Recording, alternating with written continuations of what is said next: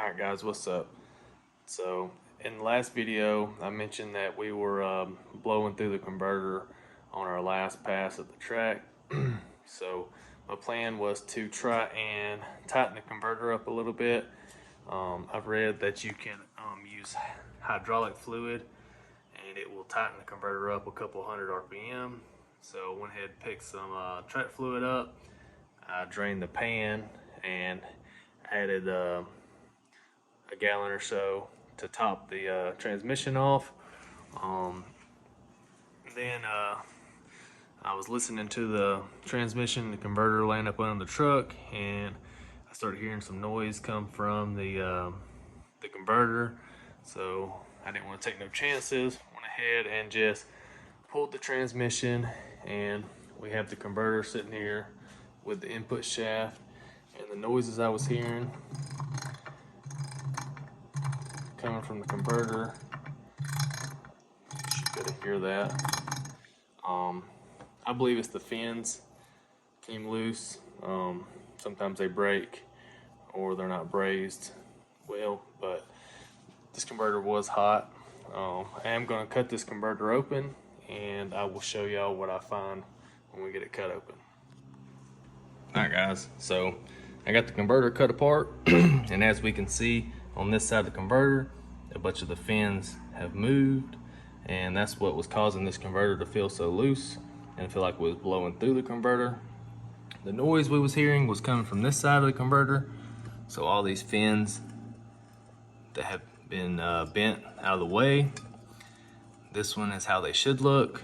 They were hitting this side of the converter and causing the noise. So this is the JEGS XHD converter.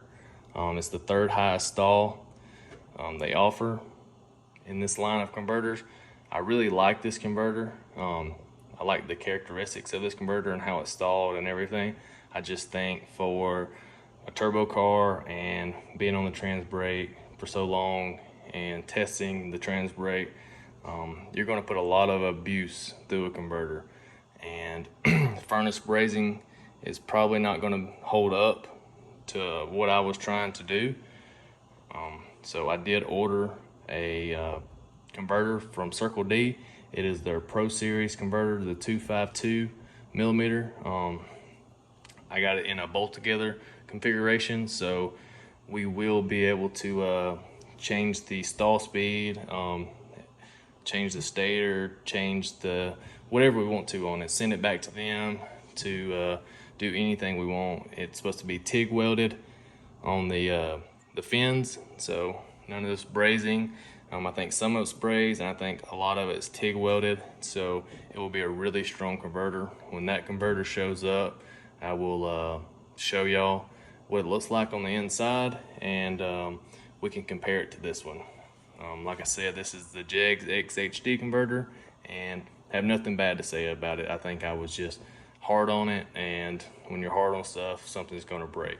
So the next thing I'm going to be doing is tearing into the transmission and make sure we don't have a bunch of junk in the transmission. So we'll probably go ahead and do a freshen up, do new clutches, any seals or bushings that need to be replaced. We will go ahead and address that at this time. So we'll be waiting on the converter for a couple of weeks.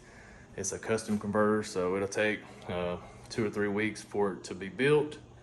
So other than that, yeah, we'll just be waiting on a converter. This is the noise we was hearing and why this converter was feeling so loose. So that is racing. So when we get the Circle D converter and get it put in, we'll be shooting to go in the 5s. I think this truck has 550s all day.